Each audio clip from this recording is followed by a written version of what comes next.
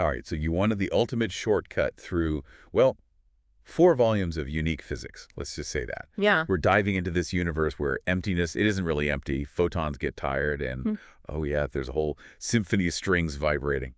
Yeah, what's interesting about these volumes is they take what we know from science and they kind of blend it with some, let's call them unconventional Right. interpretations. It's going to be a wild ride. Yeah. Our mission. We're going to sift through all the complex language, the equations. We'll pull out the core arguments. We'll try to make sense of it all. I love it. By the end, you'll either have like a whole new perspective on physics or, at least some really interesting conversation starters for your next dinner party. And you know what's fascinating to me is how the very first volume just takes aim at this huge target, the Big Bang Theory. Yeah. It doesn't even hold back. It's like, okay, the universe is expanding, but the speed of light stays the same. How did that even work? Yeah, exactly. And the source material points to this tired light theory, which basically says that light loses energy as it travels, which would explain redshift, without even needing an expanding universe. Tired light, though. It's a pretty controversial idea. Yeah. Even Stephen Hawking dismissed it in his book, The Grand Design. Right. But I think what the source material does is it really opens up this conversation. Yeah. It suggests that there might be more to the story than we actually realize right now. It really does. It definitely makes you wonder. Speaking of things that might be missing, Volume 2 jumps right into the idea of space and argues that what we think of as empty space, well, it might not be empty at all. Yeah, this is a big idea. It runs through all 4 volumes. Yeah. The source material really digs into this idea that space is a field, like a dynamic field of energy and potential, not just, a void. Right. Yeah. They even suggest that this non-emptiness might be because these positive charges that create this kind of condition in space, which then, affects the negative charges. Oh. It's like space itself is just buzzing with activity. I like that. Buzzing with activity. That's a great way to put it. It kind of reminds me of something Richard Feynman talked about in his lectures on physics. Oh, yeah. He was describing how positive charges create an electric field. And that field, that's what influences how negative charges behave. So it's like space has this inherent energy or structure, and we're only just beginning to understand it. Right. It's like there's something there even when we can't see it, and the source material takes this idea and runs with it. They suggest that the entire universe is full of this network of strings or streams. They kind of use those terms interchangeably, and those strings or streams are constantly vibrating and interacting. Okay, so hold on. Instead of empty space, we should be picturing these strings or streams like vibrating everywhere. Exactly. What are these strings, though? Are we talking literal physical strings, or is this like a mathematical concept? That's a great question. And it really gets to the heart of what these volumes are trying to do. Yeah. They're presenting this model of the universe where everything is connected, even the seemingly empty space. And it's all connected through these vibrating entities. Now, what those entities actually are, whether they're literal strings or something more abstract, well, that's open to interpretation. That's pretty different from the way we usually think about the universe, that's for sure. It is. It's like these strings are the underlying fabric of reality, right? Yeah. And their vibrations, those determine everything, like the forces of nature, the particles that make up matter. Exactly. And it really makes you think about, what matter even is, what we see as solid, like even this table, they're saying it's actually made up of these vibrating strings, constantly in motion. So solidity is just how we perceive these vibrating things interacting. Yeah, it's like a particular way those vibrating entities interact. It's amazing. Really makes you reconsider everything around you. Right. This whole universe built on vibrations, though, it's a recurring theme. And Volume 3 takes this idea and it goes even further. It presents the universe as this symphony of vibrations. It does. And they introduce this new concept they call KQ. KQ. Yeah. Okay. It's not totally clear what KQ is, but it seems to be like a force or maybe even like a condition in space. And it interacts with these strings, influences their vibrations. Think of it like the conductor of an orchestra shaping the overall sound. So you have these strings vibrating everywhere, and then KQ comes along and adds another layer of complexity to the whole thing. Exactly. It's like another layer to their dance. It's influencing the music of the cosmos. It's a lot to take in, but it's pretty amazing. It is, and it really highlights how they see everything in the universe as interconnected. Nothing exists in isolation. It's all part of this web of vibrating strings and unseen forces. And that actually leads perfectly into the next thing I wanted to talk about, Volume 4. This one digs into what they call the mystery of the unseen. Yeah, it's all about the forces and processes that we can't directly observe, but that are shaping the universe all around us. We're talking virtual photons, superposition, right? Exactly. Concepts that suggest, there's way more going on than what we can see and measure. It's like there's this whole hidden world, operating in parallel to the one we experience. Right. Like a realm of unseen forces and quantum phenomena that are shaping the universe in ways we're only beginning to understand. And it makes you realize how much we don't know.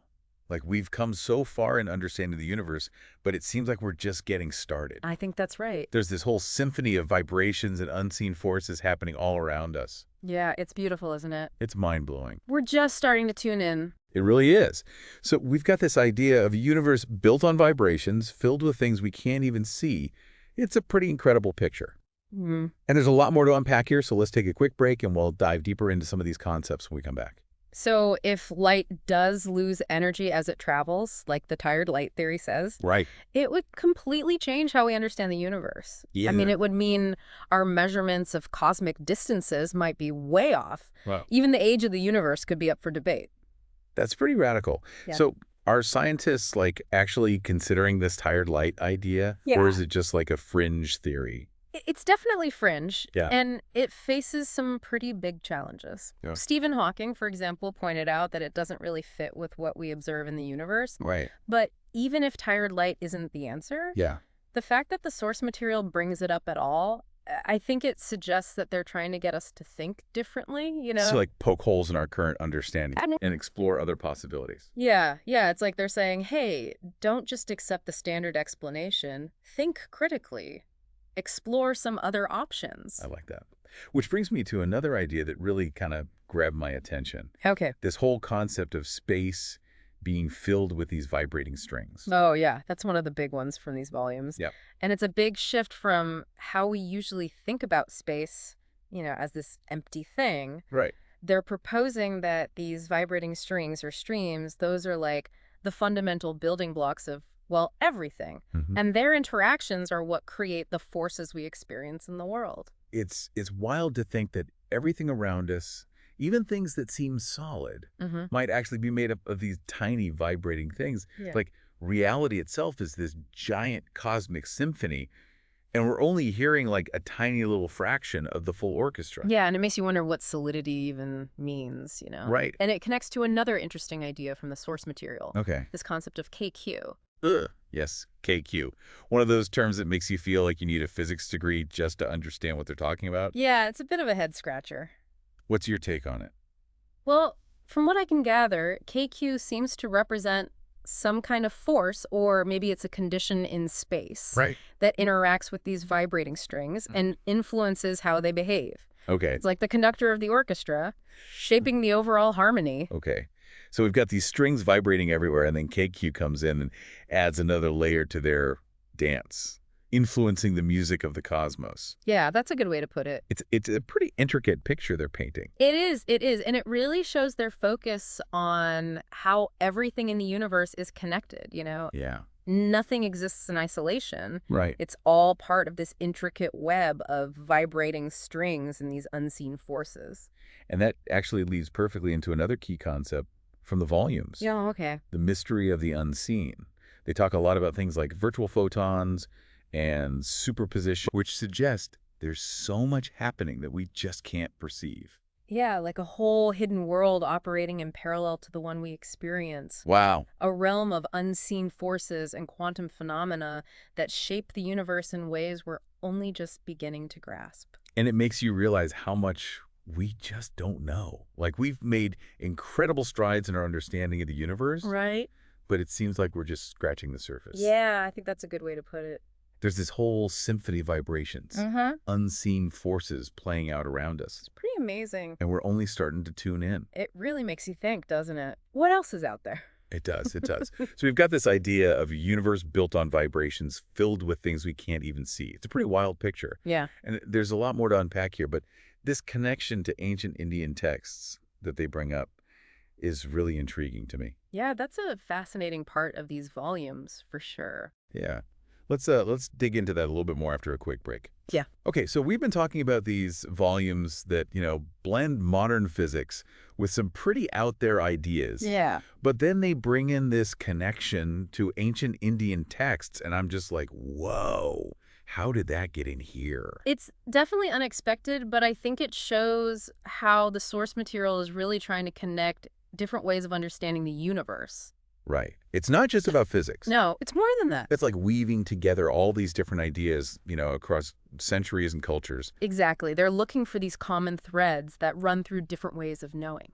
I'm picturing like a giant cosmic loom, with threads of modern science and ancient wisdom all intertwined. I love Emin. Creating this intricate pattern. Yeah, that really captures what they're doing. They're drawing these parallels between ideas from these ancient texts and their interpretations of modern physics. Now, I'm not an expert on ancient Indian texts or anything, but I do know they often talk about the interconnectedness of everything, this idea that everything's part of a larger web of existence. Yes. Is that what the source material is connecting with? Absolutely. That theme of interconnectedness, it's central to a lot of Eastern philosophies. Right. And it fits really well with the idea of a universe built on these vibrating strings where everything is ultimately connected through these vibrations. So it's like these ancient texts were hinting at ideas in their own way, that modern physics is only now starting to really explore. It's an interesting thought, isn't it? It is. It's like there's this underlying wisdom about the universe that we're all tapping into. Yeah, and it's expressed in different ways throughout history. It's pretty amazing to think that we're part of this ongoing conversation about reality. It is. That's been happening for thousands of years. It's humbling, but also inspiring. It really is. And, these volumes are kind of encouraging us to listen to that conversation, really listen. Yeah, with open ears. To recognize that there might be a lot of different ways to understand the universe. Absolutely. Each with its own, strengths and weaknesses. It's about embracing that diversity of thought. Yeah. It's like we've been looking at the universe through this tiny little lens. And now these volumes are widening our perspective. Yeah, they're pulling back the curtain, showing us this whole panorama of ideas and insights. It's pretty incredible. So where does all this leave us? I mean, we've explored some really mind-bending stuff. We have. Tired light, vibrating strings, black holes as cosmic pressure cookers. Yeah, it's a lot. And now we've even got this connection to ancient wisdom in the mix. What's the takeaway? What are these volumes trying to tell us? I think at their core, they're a call for curiosity. Okay. Open-mindedness.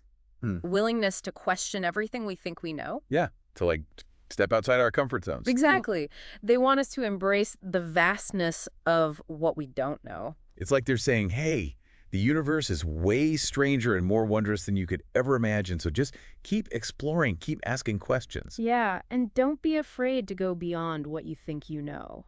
I like that. Yeah. So, to everyone listening out there, yeah, consider this your invitation to join the cosmic conversation. That's a great way to put it. Look up at the stars, think about the mysteries of the universe, and don't be afraid to challenge what you think is true. The universe is full of surprises. Who knows what we might discover if we just start thinking differently? It's all about embracing the full spectrum of knowledge and imagination. It really is.